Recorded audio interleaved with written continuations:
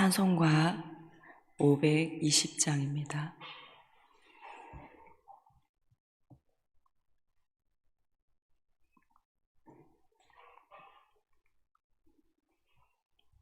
(520장입니다)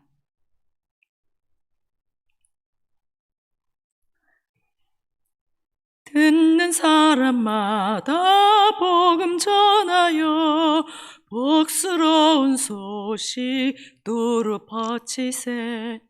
모든 사람에게 전할 소식은 어느 누구나 오라. 어느 누구나 주께 나오라. 어서 와서 주의 말씀 들으라. 하늘 아버지가 오라 하시니 어느 누구나 오라. 오는 사람들은 지체 말고서 문 열었을 때에 들어오시오. 생명길은 오직 구주 예수니 어느 누구나 오라. 어느 누구나 주께 나오라.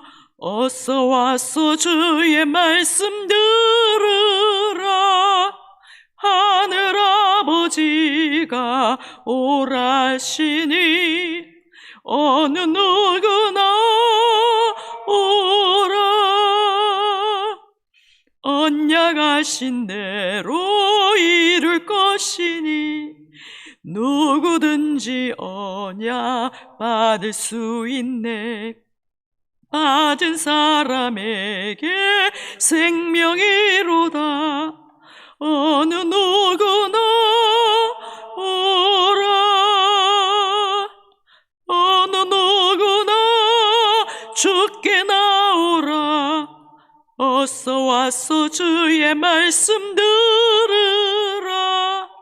하늘 아버지가 오라 하시니 어느 누구나 오라. 욥기 25장 1절에서 6절 말씀입니다.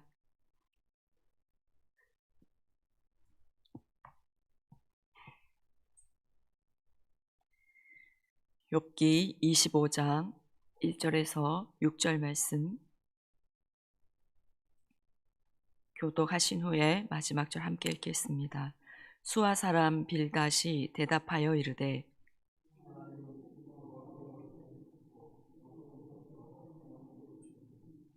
그의 군대를 어찌 계수할 수 있으랴. 그가 비추는 광명을 받지 않은 자가 누구냐.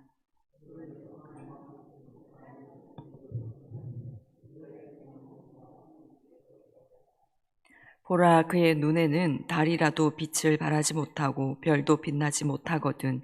하물며 구더기 같은 사람, 벌레 같은 인생이랴. 아멘.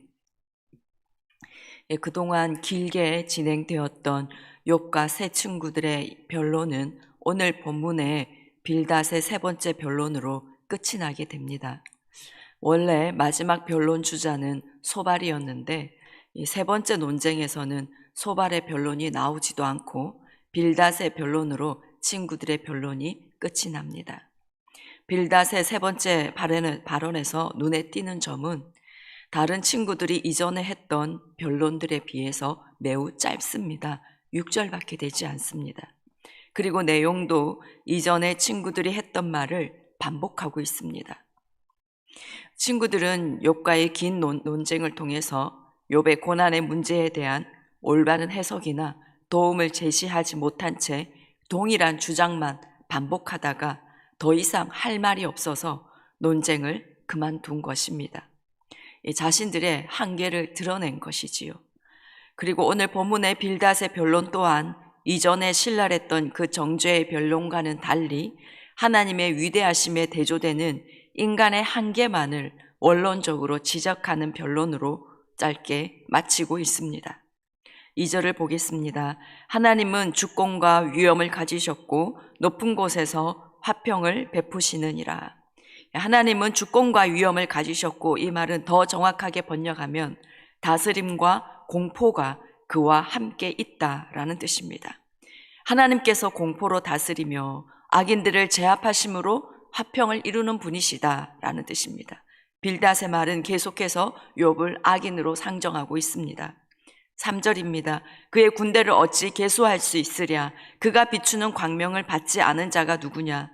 하나님은 셀 수 없이 많은 군대를 거느리고 계시고 그분의 통치가 미치지 않는 곳이 없다. 악인이든 의인이든 하나님으로부터 숨거나 피할 수가 없다라는 뜻입니다. 하나님의 주권적인 통치는 악인에게는 공포이지만 의인들에게는 구원입니다. 틀린 말은 아닙니다. 그 누구도 하나님의 눈을 피할 수 없으며 그래서 악인은 반드시 심판을 받게 되어 있습니다. 그러나 빌닷의 고백은 이렇게 귀한 신앙의 고백이지만 욥을 깎아내리고 비난하기 위해서 하나님의 높으심을 지금 말하고 있습니다.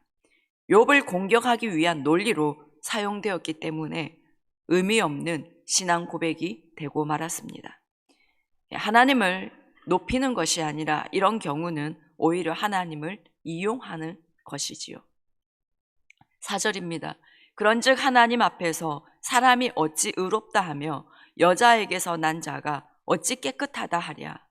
사람이 어찌 의롭다 하며, 사람이 하나님 앞에서 결코 의로울 수 없다라고 얘기합니다. 빌닷의 주장은 맞습니다. 하지만 욥의 주장이 틀렸다는 점을 입증하기에는 적절하지 않습니다.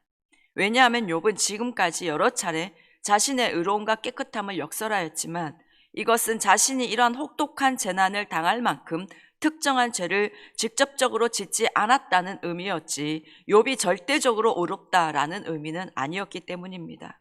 욥이 말하는 의는 윤리적, 도덕적 차원에서의 의였습니다. 5절입니다. 보라, 그의 눈에는 달이라도 빛을 발하지 못하고 별도 빛나지 못하거든.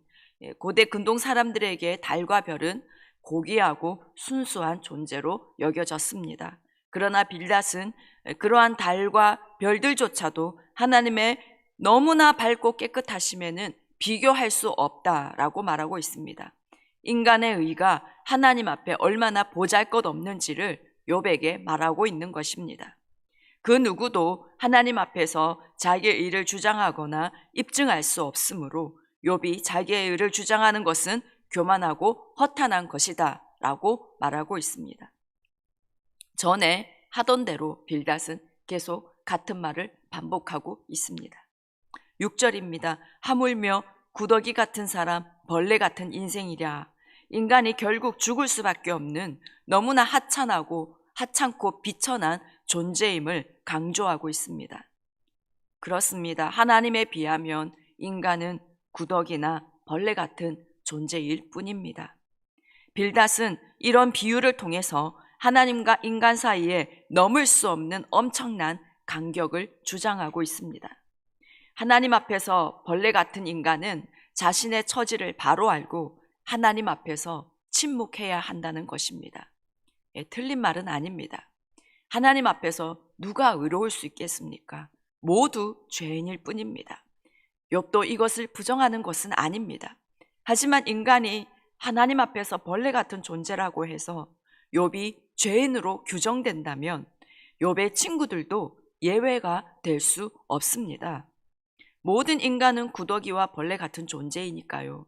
욥의 친구들도 마찬가지로 죄인임을 인정해야 하는 것입니다. 그리고 모든 사람이 죄인이라는 이러한 주장은 그동안 욥의 친구들이 주장한 행위 화복의 원리를 거스르고 있는 것입니다. 욥의 친구들은 욥의 고난에 대해 명쾌하게 대답할 수 없음을 인정하는 셈이 되고 말았습니다. 그리고 모든 사람이 죄인이라면 빌닷 역시 하나님 앞에 죄인입니다. 죄인인 자신이 어떻게 욥을 향해서 죄인이라고 함부로 판단하고 정죄할 수 있겠습니까? 그런데 우리는 이러한 실수를 참 많이 합니다. 나도 죄인인데 남을 정죄하고 비난할 때가 얼마나 많은지 모릅니다. 직분이 있고 기도하는 사람일수록 더 그럴 수 있습니다. 스스로 다른 이들보다 의롭다라고 생각할 수 있기 때문입니다. 제가 그랬습니다. 요즘도 그런 잘못을 저지를 때가 있지만 제가 예전에 사역자 생활을 하기 전에 합창단 동료들을 보면서 예수를 믿는다는 그들이 바르게 살아가지 못하는 모습을 보면서 겉으로 표현은 하지 않아도 속으로 그들을 향해서 정죄했었던 적들이 많았습니다. 그런 저의 모습을 하나님은 책망하셨습니다. 요즘도 저도 모르게 마음으로 이런 죄를 지으면 기도가 막히는 것을 경험합니다. 기도하는 사람들에게 하나님은 성결을 요구하시고 그래서 반드시 책망하시는 것을 경험하고 또 회개케 하심을 경험합니다. 마태복음 7장 1절에서 3절 말씀에 이렇게 말씀하고 있습니다. 비판을 받지 아니하려거든 비판하지 말라. 너희가 비판하는 그 비판으로 너희가 비판을 받을 것이요 너희가 헤아리는 그 헤아림으로 너희가 헤아림을 받을 것이니라. 어찌하여 형제의 눈 속에 있는 티를 보고 네 눈 속에 있는 들보는 깨닫지 못하느냐라고 말씀하셨습니다. 우리가 남을 판단하고 비난하면 우리가 도리어 판단받고 비난받는다. 네 속에 있는 티를 먼저 보고 빼내라 라고 말씀하십니다. 우리는 다른 사람의 죄를 보며 비판하지만 하나님 보시기에는 그 사람이나 우리나 거기서 거기입니다. 혹시나 우리가 마음으로라도 다른 사람을 정죄하고 비난하지는 않았는지 오늘 돌아보기를 원합니다. 혹 있다면 이 아침에 회개함으로 하나님과의 관계가 회복되는 은혜가 있기를 원합니다. 그리고 우리 눈에 특별히 죄인으로 보이는 사람이 있다면 우리가 그들에게 가져야 할 마음은 정죄와 비난이 아니라 긍휼과 사랑입니다. 빌닷의 말처럼 우리는 마땅히 죽어야 할 죄인이 맞습니다. 우리는 죄로 인해서 하나님과 원수된 자들이었습니다. 하나님과 원수였습니다. 로마서 5장 10절에 곧 우리가 원수 되었을 때에 그의 아들의 죽으심으로 말미암아 하나님과 화목하게 되었은즉이라고 하셨습니다. 우리가 죄로 인해서 하나님과 원수였을 때에 하나님은 원수인 우리를 사랑하셔서 이 땅에 사람의 몸을 입고 오셔서 우리를 위해서 십자가에서 죽어주셨습니다. 원수를 향한 사랑과 긍휼이 너무나도 크셔서 죄인을 향한 사랑과 긍휼이 너무나 크셔서 십자가에서 우리 대신 죽어주셨습니다. 이처럼 하나님은 우리가 죄인을 대할 때의 생각과 마음도 정죄와 비난이 아니라 긍휼이요 사랑이기를 원하고 계십니다. 너무나 싫은 원수 같은 사람일지라도 하나님께서는 하나님 그분께서 우리를 향하여 가지신 긍휼과 사랑의 마음을 우리도 가지기를 원하고 계십니다. 주님은 우리가 죄를 반복하면서 그럼에도 불구하고 하나님께 나아가면 언제나 우리를 그 예수 그리스도의 피를 의지하며 나아갈 때 거절하지 않으시고 또다시 용납하시고 또다시 용납하시고 오늘도 용납하시고 항상 용납하심을 우리는 경험하고 있습니다. 우리 주변에 참 안타까워 보이는 죄인이 있다면 그 사람을 향해 비난과 정죄의 마음을 가지는 것이 아니라 사랑과 긍휼의 마음을 가지는 우리가 되기를 원합니다. 예수 그리스도의 사랑이 우리를 변화시키셨습니다. 정죄와 비난이 사람을 변화시키는 것이 아니라 사랑이 사람을 변화시킨다는 것을 오늘 기억하기를 원합니다. 빌닷이 6절에서 구더기 같은 사람, 벌레 같은 인생이라 하였습니다. 욥에게 너의 무가치함을 알아라 라고 압박한 것이지요. 그렇습니다. 사람이 벌레 같은 죄인이기도 하지만 그러나 원래 사람은 하나님의 형상을 가진 존귀한 존재입니다. 창세기 1장 27절에 하나님이 자기 형상 곧 하나님의 형상대로 사람을 창조하시되 남자와 여자를 창조하시고 라고 하셨습니다. 비록 죄로 인해서 타락은 하였지만 우리의 원래 정체성은 하나님의 형상대로 지어진 존귀한 존재입니다. 하나님의 형상을 닮은 하나님의 자녀입니다. 죄로 인해 존귀한 하나님의 형상이 훼손되고 눌림과 결박 가운데 있는 사람들이 많이 있지만 그들의 원래 정체성은 존귀한 하나님의 자녀입니다. 그래서 우리는 어떠한 사람을 대하더라도 존귀한 하나님의 자녀로 대해야 하는 것입니다. 전에 하나님의 음성 듣기 강의를 들은 적이 있었는데요, 그 강의를 하시는 강사님께서 하루는 운전을 하다가 너무나 운전을 난폭하게 하는 사람으로 인해서 그 앞차로 인해서 너무나 놀라고 화가 나서 하나님께 그랬답니다. 하나님, 저런 사람에게는 욕을 해도 되겠지요? 라고 물었다고 합니다. 그러나 하나님께서 하시는 말씀이 저 영혼도 내가 사랑하는 영혼이야 라고 하셨다고 합니다. 그래서 그 후로는 아무리 운전을 난폭하게 하는 사람을 만나도 하나님, 저 사람도 예수님 믿고 구원받고 변화되게 해주십시오 라고 축복하며 기도해 준다고 하였습니다.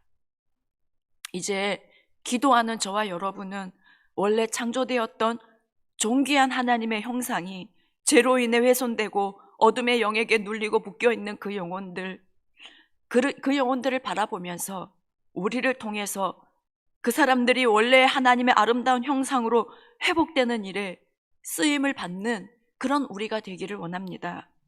우리의 기도와 섬김을 통해서 저들을 덮고 있는, 묶고 있는 어둠들이 한꺼풀씩 벗겨지고 저들의 아픔과 상처들이 치유되고 또 치유되고 자유케 되어서 저들 안에 하나님께서 심어 놓으신 그 아름다운 형상들이 점점 더 드러나게 되기를 간절히 원합니다. 그래서 그런 회복을 통해 우리 하나님께서 온전히 영광 받으시도록 하는 저와 여러분의 삶이 되기를 간절히 원합니다. 기도하겠습니다. 하나님 아버지, 우리에게 소원이 있습니다.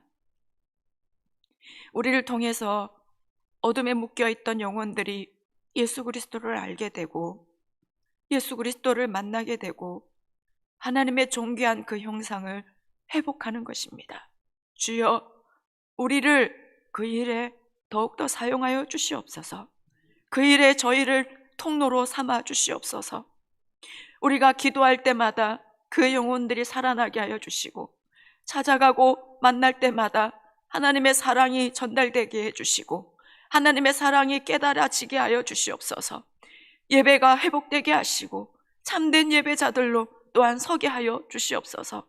하나님, 오는 주일 추수감사절에 하나님, 우리 효성의 모든 성도들과 다음 세대들이 이곳에 나와서 하나님의 영광스러운 임재 가운데서 함께 예배할 수 있게 주님 도와주십시오. 하나님, 저들의 마음과 환경을 열어주시옵소서. 예배를 갈망하는 마음, 하나님을 간절히 찾는 마음을 저들 안에 부어주시옵소서. 또한 저들이 이곳에 나와서 하나님을 찬양하며 예배할 때에 하나님의 사랑이 경험되어지고 하나님의 은혜가 감격적으로 저들 가운데 부어짐으로 인하여 하나님을 다시는 떠나 살지 않도록 하나님 역사하여 주시옵소서.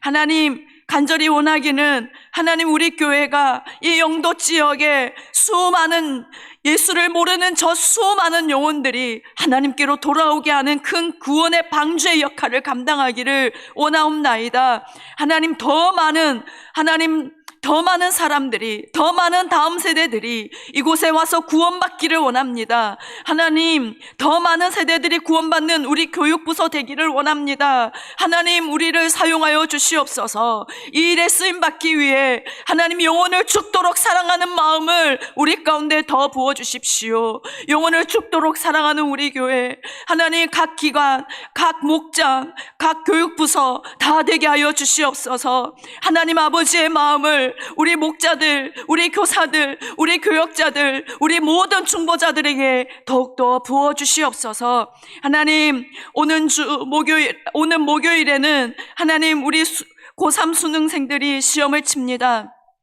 하나님, 저들에게 지혜를 부어주십시오. 저들의 마음을 평강으로 지켜주십시오. 하나님께서 명철을 부어주십시오. 집중력을 부어주십시오. 체력을 더하여 주시옵소서. 하나님, 주님께서 우리 고3들의 인생을 하나님 보시기에 가장 좋은 길로 인도하여 주시옵기를 원합니다. 하나님 길을 열어 주시옵소서. 하나님께서 저들을 붙들어 주시옵시며 저들을 대신하여 싸워주시고 저들을 대신하여 하나님 역사하시며 저들을 대신하여 하나님 아버지께서 모든 것을 정복하게 하시는 그런 은혜가 있게 하여 주시옵소서. 이 모든 말씀 우리 주 예수님의 이름으로 기도드립니다. 아멘. 하늘에 계신 우리 아버지, 아버지의 이름을 거룩하게 하시며 아버지의 나라가 오게 하시며 아버지의 뜻이 하늘에서와 같이 땅에서도 이루어지게 하소서. 오늘 우리에게 일용할 양식을 주시고 우리가 우리에게 잘못한 사람을 용서하여 준 것 같이 우리 죄를 용서하여 주시고 우리를 시험에 빠지지 않게 하시고 악에서 구하소서. 나라와 권능과 영광이 영원히 아버지의 것입니다. 아멘.